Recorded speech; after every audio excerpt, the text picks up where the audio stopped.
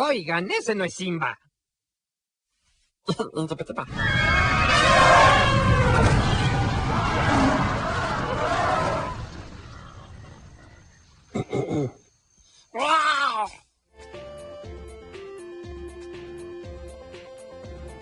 Buenos días a todos, soy DarkSpider094 y los invito nuevamente a su podcast de elección, el cual va a decir una verdad para muchos. Y es que no vengan con cosas, muchos conocimos a la música del rey Elvis Presley con esta película. Oiga, pero eso no se parece nada a Elvis. Oh, me faltó un pequeño detalle. ¿Qué es esa mancha? Ahora sí, Elvis Presley.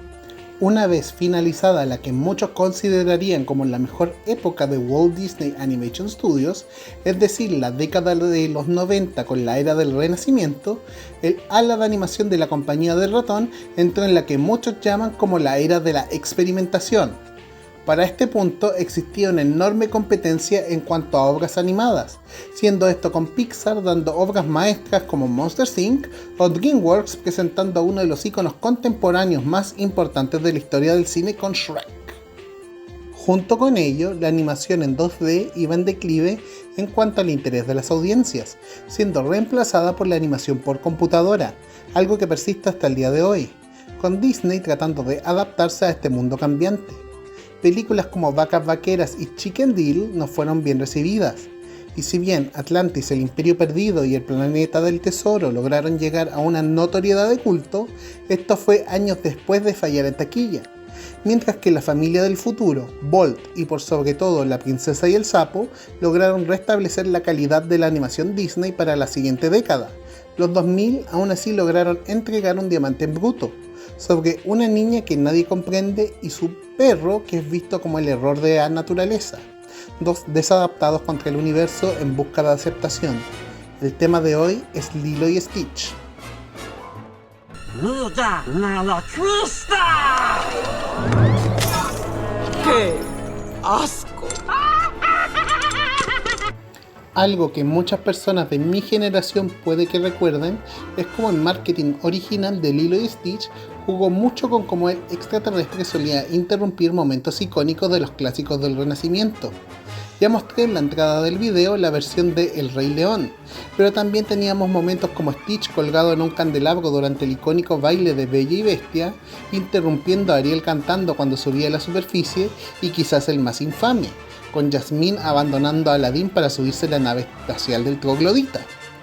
Incluso con los actores de voz de esas películas retomando sus papeles para estos momentos.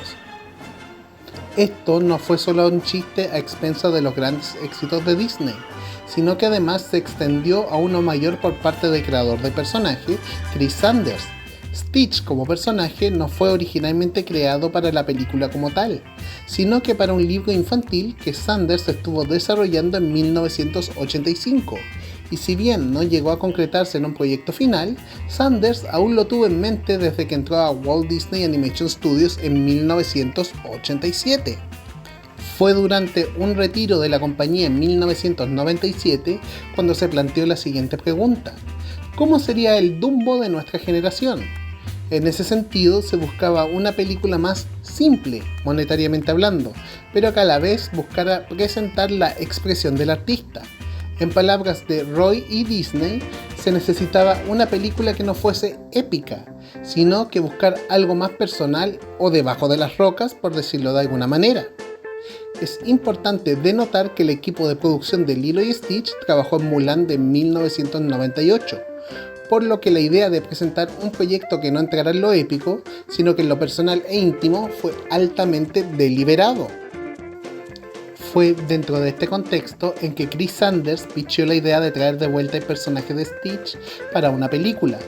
Bajo contrato, él tenía derecho a dirigir un proyecto, y con Dean DeBlois como codirector para pulir el guión lo suficiente para que fuese del agrado de Disney, ya que trabajó en el desarrollo de la historia de Mulan. Tal como pasó con Mulan, la animación de la película se realizó en el ya extinto estudio de animación de Florida, el cual se encontraba dentro de Disney World, más específicamente en Disney's Hollywood Studios, en ese entonces llamada Disney MGM Studios. El concepto original de la película, curiosamente, es extremadamente similar a lo que Sanders presentaría con Robot Salvaje en 2024 en DreamWorks, que en sí es una adaptación de la novela de Peter Brown, en la que se presentaría a una criatura diferente a su entorno, marginada por los demás y que no pudiese comunicarse de la misma forma que ellos. En esta versión de la historia, Stitch se encontraría viviendo en el bosque, siendo separado de la vida silvestre por los animales. Una crítica al concepto fue cómo la vida silvestre ya era visto como algo alienígena para un espectador. Por tanto, agregar literalmente a un extraterrestre volvería el concepto redundante. Por ello, se sugirió que Stitch interactuara con humanos. Para este punto, Lilo aún no había sido creada ni tampoco se tenía en mente el setting que fuese en Hawái. ¿Quién va a ir a Hawái? Yo voy a ir a Hawái. Ya deja de decir Hawái. En cambio, se barajaron lugares como Kentucky o Kansas. Finalmente, se escogió a una de las islas polinésicas, específicamente la isla de Kauai, gracias a que brindaba la idea de un ambiente rural y a la vez por ser visualmente distinta. Además de eso, se acogió el concepto de Ohana bajo el contexto familiar, el cómo a pesar de la distancia, todos estamos unidos, y fue ahí cuando se decidió presentar a una familia no convencional, la cual se volvería más tarde Lilo, su hermana mayor Nani y Stitch como la mascota. Fue imperativo para Sanders y Douglas que se realizaran viajes de investigación en Hawái y trabajar con la comunidad, con tal de dar no solo una representación genuina en la cultura, sino que además para presentar la identidad de la obra. Una vez decidido, Sanders envió un libro de ilustraciones para el pitch, las cuales ayudaron enormemente en mostrar lo que se quería presentar en el proyecto. Se mantuvieron las charlas del proyecto en secreto, incluyendo la realización del guión y de un storyboard preliminar durante el primer año de producción. Uno de los conceptos que, si bien se mantuvo en la obra, sí fue presentado de forma mucho más sutil, es como Lilo parece tenerle un temor al concepto de la muerte, en particular con respecto a los animales. Una escena que llegó al proceso de storyboard pero que no pasó a estar en el proyecto final tendría a Pato el pez muriendo ante los ojos de Lilo, y cómo esto no solo le afecta a ella, sino que sus palabras afectan a Stitch. En la película final, en su mayoría se presenta en cómo Lilo y Nani aún están en un proceso de duelo tras la muerte de sus padres, quienes murieron por un accidente automovilístico en la lluvia. Lilo le daba alimento a Pato el pez porque creía que controlaba el clima. ¿Ven? Mucho más sutil. Originalmente se tenía pensado que Stitch no hablara, con el personaje en cambio comunicándose mediante la pantomima. Y si bien se tomaron eso como un desafío, eventualmente el equipo se dio cuenta que era necesario que debía hablar como tal. Por tanto, Chris Sanders le da la voz al personaje, usando un tono que él solía usar para molestar a sus compañeros de trabajo, aunque originalmente fue solo para tener de referencia. Sanders continuaría dándole la voz a Stitch tanto en la serie animada, las secuelas, en los videojuegos y en el remake de live action. Uno de los conceptos originales de Stitch para la película no era que fuese un experimento genético, sino que en cambio fuese el miembro de una pandilla de delincuentes intergalácticos. La idea aquí era que Lilo representaría la inocencia que Stitch había perdido y que ocasionó que llegara a un mal lugar en su vida, con la chica temiendo en perder la estabilidad que quedaba en su vida. Si bien el concepto de Stitch siendo un delincuente fue desechado, Sanders menciona como tanto Stitch como Lilo son el mismo personaje en cuanto a lo que necesitan. El desarrollo de Lilo terminaría funcionando de forma perfecta una vez que se hizo una prueba de voz con David Chase, presentando una actitud que no solo es encantadora en ciertos aspectos, sino que además explosiva con respecto a los temas que le importaban. Parte de la identidad de la película tiene que ver con su estilo visual, el cual fue sacado directamente del libro de conceptos de Sanders, incluyendo el coloreado en acuarela en los fondos. Para ese entonces Disney estaba usando el estilo Gouache, tras haber usado acuarelas para cortos y para las películas Blancanieves y los 7 enanos de 1937, Pinocho de 1940 y Dumbo de 1941. Similar a como el pitch de la película tenía que ver con hacer el Dumbo de nuestra generación, el uso de acuarelas fue una decisión tomada para dar la sensación de un libro de cuentos y a la dirección de arte de la película del elefante volador. Si bien esto significó que el equipo de pintura entrenarse para el uso de acuarelas, el efecto terminó dándole a la película una identidad única dentro de la animación moderna de Disney. Es más, por petición del vicepresidente ejecutivo de ese entonces de Disney Animation, Thomas Schumacher, el estilo de arte además está basado en los dibujos personales de Sanders, en base a su libro del pitch. Para ello, la supervisora visual Sue Nichols analizó y deconstruyó el arte con la confección de un libro llamado Surfing the Sanders Style, la cual sirvió de guía para los animadores para replicar el estilo, tomando como referencia las proporciones anatómicas de los personajes, comparaciones con otros proyectos del estudio como Mulan y dando una guía sobre qué se podía y no se podía hacer. Fue también en parte por el estilo de arte, además de tener un presupuesto relativamente bajo de $80 millones, que se decidió no usar animación por computadora para los personajes. Sanders en particular siente que los personajes humanos no podían haberse adaptado bien en CG. Tal como pasó con el proceso original del desarrollo de la película, una vez que inició la producción, Schumacher le recomendó a Sanders de mantener la producción de la película como un secreto para el estudio, esto con tal de protegerla de las notas que podrían entregarles. Es más, dado que la película fue realizada en los estudios de Florida y no en Burbank, California, tuvieron la suerte de pasar desapercibidos más allá de tener que dar notas genéricas sobre el estado actual de la obra a Michael Eisner y a otros ejecutivos de Disney. Debido al presupuesto de la película, el equipo de producción tuvo que ser extremadamente económico sobre cómo usar sus recursos, ya sea con ropa limitada para los personajes, evitar dar el uso de sombras e incluso detalles como la mezclilla en los jeans o estampado en la ropa. No solo eso, sino que además hubo algunos cambios con tal de bajar la intensidad en ciertas escenas, en particular la invasión de Jumba a la casa de Lilo. En la película final hay una mezcla de acción y comedia, mientras que en la presentación original no solo se nota a Jumba mucho más peligroso disparando contra el techo y lanzando una navaja suiza llena de armas, sino que la misma secuencia termina con Stitch usando el gas de la cocina para estallar la casa. En comparación con el producto final, la pelea termina con la pistola de Jumba estallando al tener una zanahoria atorada. Quizás la secuencia más infame en ser cambiada tiene que ver con el clímax de la historia, con Stitch rescatando a Lilo tras ser accidentalmente secuestrada por el Capitán Gantu. En la versión original de la película, Stitch y compañía usan un avión modelo Boeing 747 pasando a través de un rascacielos de Honolulu.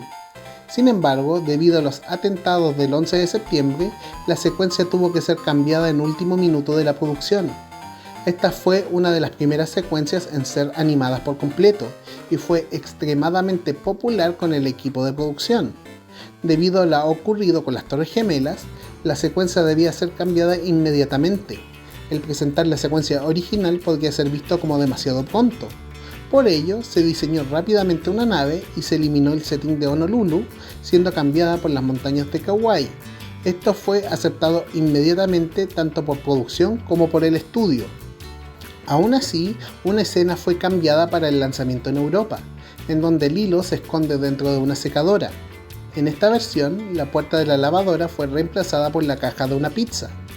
Esta edición pasaría a ser usada para todos los territorios desde el lanzamiento de Disney Plus, estando además en los lanzamientos físicos y digitales actuales. El uso de la música de Elvis Presley vino de la propia fascinación de Sanders con respecto al cantante, por lo que fue agregado al perfil de Lilo.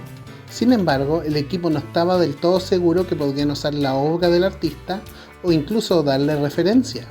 Con tal de asegurar la música de Elvis, representantes del patrimonio de Presley fueron presentados momentos de la historia, siendo aprobados por ellos e incluso con algunas de las canciones aumentando ligeramente su velocidad para que funcionaran con las secuencias. La película se estrenaría oficialmente el 21 de junio de 2002 y si bien fue solamente visto como un éxito modesto, estrenándose en segundo lugar en su fin de semana contra Sentencia Previa, película estelarizada por Tom Cruise, recaudando solo un total de $273,1 millones, sí tendría la fuerza de mantener momentum gracias a su recibimiento tanto por el público como por la crítica especializada, llegando incluso a ser nominada a Mejor Película Animada en los Oscars de 2003, aunque perdió contra El Viaje de Chihiro de Estudio Ghibli. Su estreno en video sería en diciembre de ese año, siendo relanzada varias veces por la compañía Disney y estando actualmente disponible en Disney Plus, además de un lanzamiento reciente en Blu-ray 4K. No solo ello, sino que se convertiría rápidamente en una franquicia multimedia que ha generado $2,86 mil millones, teniendo secuelas en video y una serie de televisión, un anime y un donghua, es decir, una serie animada china, apariciones en videojuegos como la franquicia de Kingdom Hearts y además representación en los diversos parques Disney alrededor del mundo, con Chris Sanders regresando al papel de Stitch en la mayoría de los casos, incluyendo el remake que mencionaré en breve. El día 26 de junio es conocido como el Día de Stitch, al ser en el mes 6, día 26, como el experimento Seito 6, siendo celebrado por la compañía Disney. Para The Blob fue extremadamente curioso como en Japón este día y el personaje en sí han recibido tal aceptación. Hoy en día podríamos poner a Stitch en un nivel de iconicidad casi al nivel de Winnie the Pooh. Junto con ello, un remake en live action se estrenó el pasado 22 de mayo, y en un caso en que la historia se repite, terminó compitiendo contra otra película de Tom Cruise, Misión Imposible Sentencia Final. Afortunadamente, puedo reportar que si bien la película cambia varias cosas, incluyendo elementos que pueden ser escuchados como raros sin contexto, no solo logra mantener el núcleo emocional intacto de Lilo y Nani, sino que además vuelve a enamorar a las audiencias con este pequeño extraterrestre azul. Personalmente diría que es el segundo mejor remake de Disney, tras El Libro de la Selva de 2016. Una vez dicho esto, es un camino impresionante para la pequeña película que pudo hace poco más de 20 años. Con respecto a Chris Sanders y Diane Dubois, Sanders abandonaría la compañía Disney tras el desarrollo fallido de la película American Dog, la cual evolucionaría más adelante en Bolt, entrando a DreamWorks y desarrollando la trilogía de Cómo entrenar a tu dragón junto con Dubois, las dos películas de los Croods y Robot Salvaje. Dubois, por su parte, dirige el live action de Cómo entrenar a tu dragón, la cual se estrena durante este mes de junio. Eso sí, Sanders aún da la voz de Stitch para Disney cuando se le necesita. Ohana significa familia, y tu familia nunca te abandona ni te olvida. Con este mensaje me despido atentamente. Por favor, no olviden de dar like, comentar, suscribir, compartir y bueno, darle amor a su Ohana. Nos vemos.